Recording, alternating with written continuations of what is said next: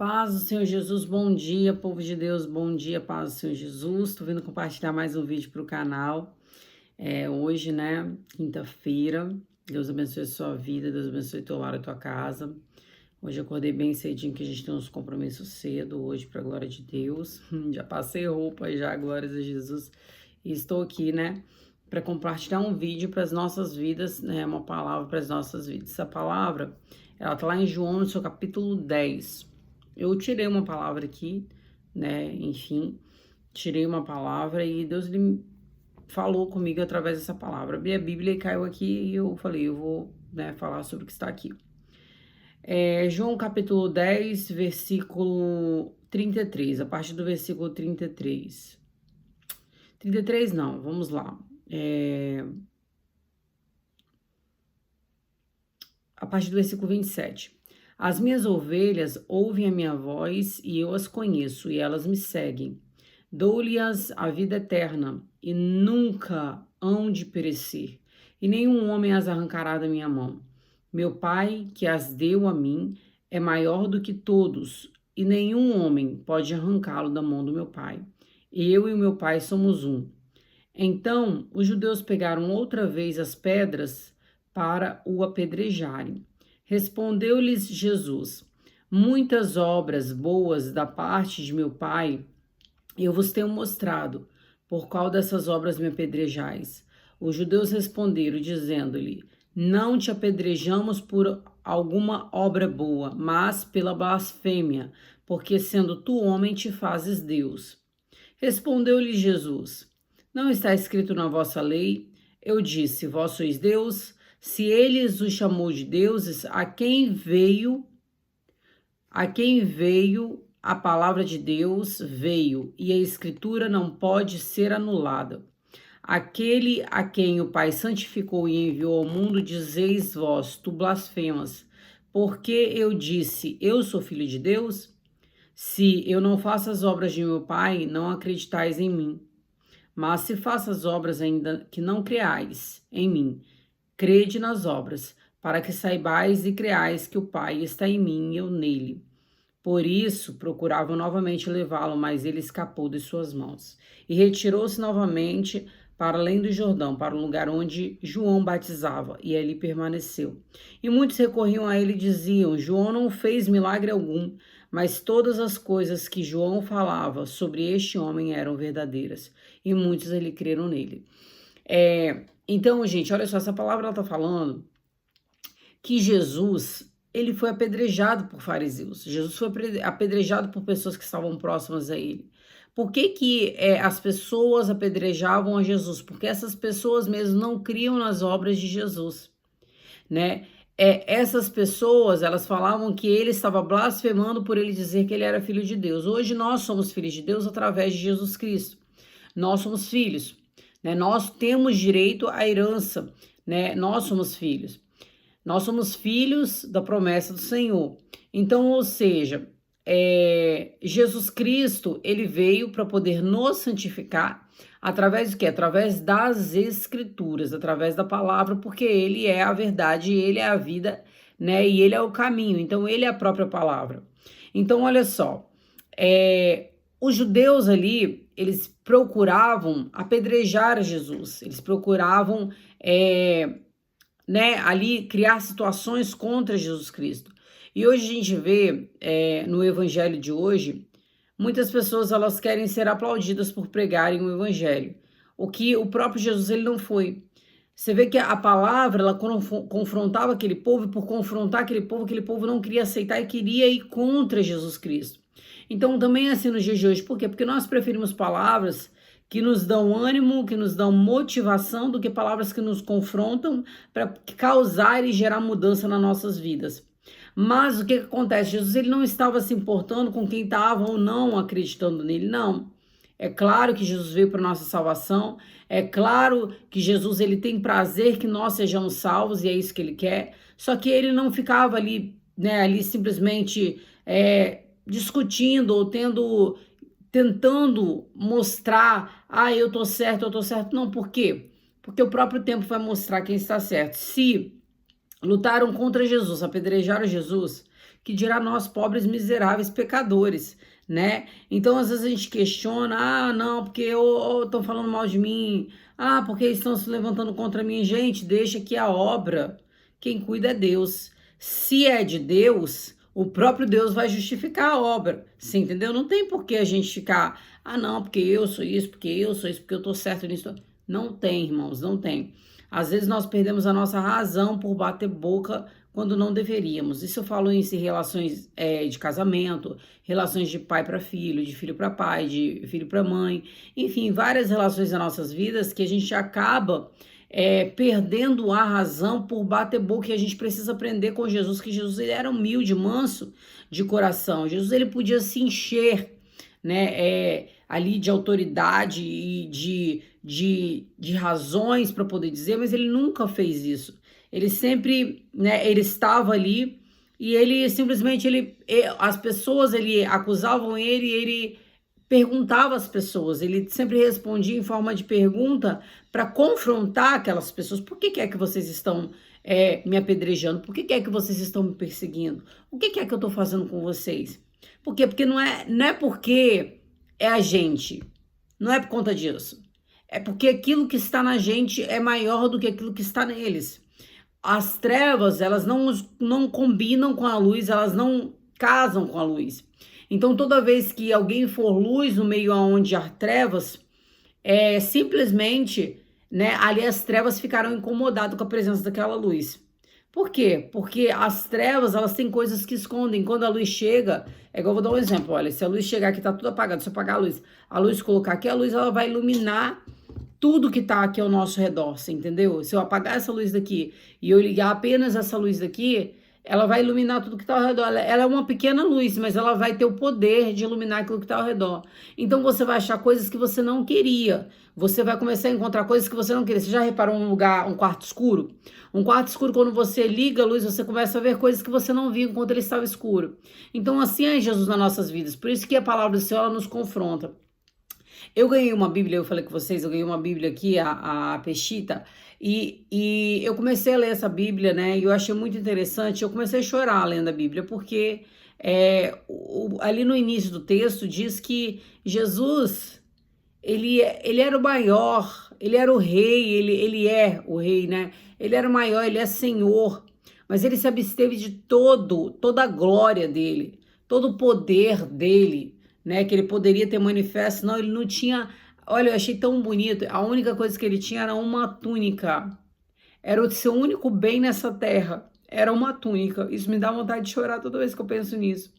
Porque ele não tinha nada. Ele poderia, sabe? Ele poderia ter tudo. Ele poderia mostrar ser grande. Mas ele não, gente. Ele só tinha uma túnica.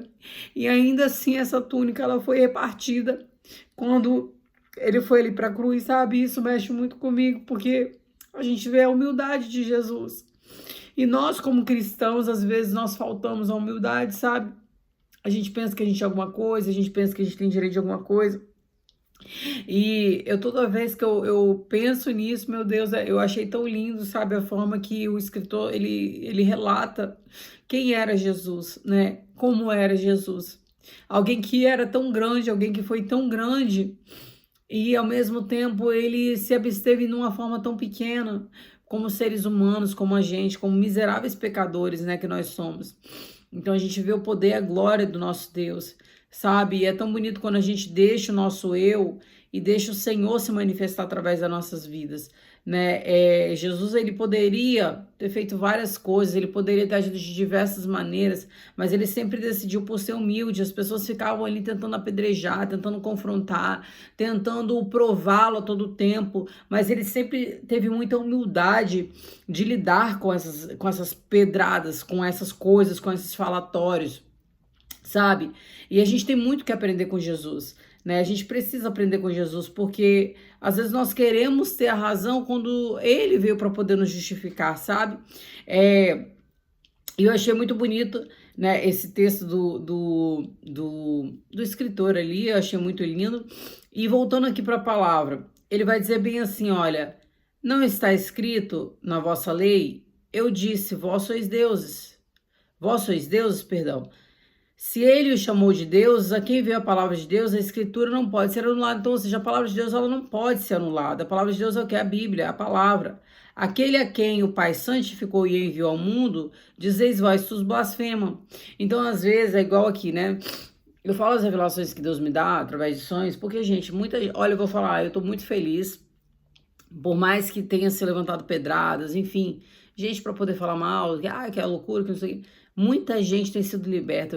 Eu tô ficando impactada com os testemunhos que as pessoas elas têm me contado, sabe, a respeito da libertação, porque a gente sabe que isso não faz mal pra gente. E quando a gente é liberto, a gente sente uma leveza muito grande na alma, um desprendimento, sabe? Uma coisa muito, muito bacana. E o que que acontece? Olha o que que diz que me chamou a atenção nesse texto. Muitos corriam a ele e diziam: João não fez milagre algum, mas todas as coisas que João falava sobre este homem era verdade. João Batista, ele veio para poder preparar o caminho para Jesus Cristo. Eu nunca vi, me mostra onde foi que João operava. A própria Bíblia está dizendo que ele não operou milagre nenhum. Ele somente pregou o arrependimento. Ele somente pregou a vinda de Cristo. Ele somente pregou a Jesus Cristo. Arrependei-vos, raça de víboras. Era isso a pregação de João. E a Bíblia diz que João, ele foi considerado o maior profeta. Para Deus, para Jesus Cristo, João foi o maior profeta. Então, de todos que passaram aqui, ele foi o maior profeta. E a pregação dele era simples. A pregação dele era genuína, era verdadeira. A pregação dele só falava de Cristo, do arrependimento dos pecados, da remissão dos pecados, o homem se arrepender daquilo que cometeu. E às vezes, quando a gente vem aqui, né, prega igual certas coisas, aquelas coisas que agradam ou não. Gente, se é tão mais fácil fazer aquilo que agrada a Deus, mais fácil não é, né? Perdão, não é mais fácil. Mas se é tão mais agradável eu fazer aquilo que agrada a Deus, sabe? Existe um versículo bíblico, quando eu estava pensando nisso, que diz bem assim, agrada-te do Senhor, Ele concederá os desejos do nosso coração. Eu posso falar para vocês, hoje eu tenho vivido muitos sonhos com o Senhor, muitas promessas das quais eu não teria condições de viver.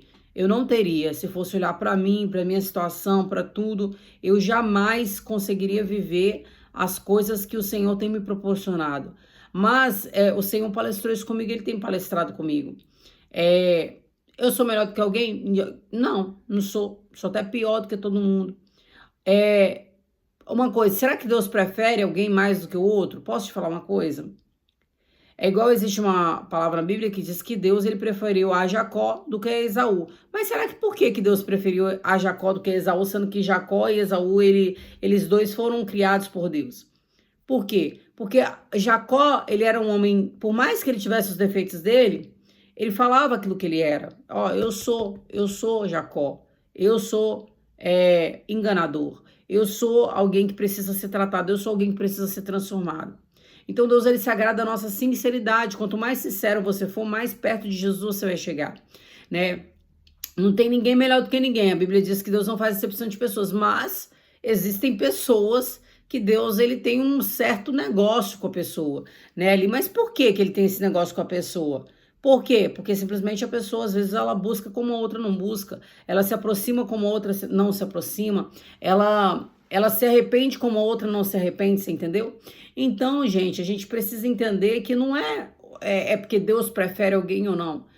O que vai indicar é aquilo que nós fazemos também, né, para poder se aproximar de Deus. Você entende? Às vezes alguém que tem um nível maior de busca, essa pessoa vai ter um nível maior de intimidade, porque a Bíblia diz, buscar e achareis, bater e abrir-se-vos-á. Então, quanto mais você bate, quanto mais você busca, quanto mais você procura, é certo que mais próximo de Jesus você vai chegar.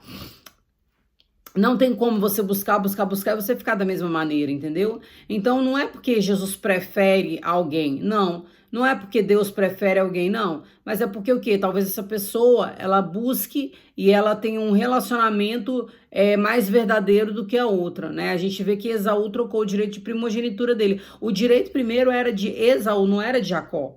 O direito primeiro era de Esaú, mas o próprio Esaú não valorizou. Às vezes é assim, a gente vê pessoas assim, pessoas que até tiveram intimidade, que até tiveram um relacionamento com Deus, mas que não valorizaram esse relacionamento. Então valorize seu relacionamento com Deus. Voltando aqui João, ele não fez milagre algum, não sou o que estou dizendo, a Bíblia está dizendo, João capítulo 10, versículo 41.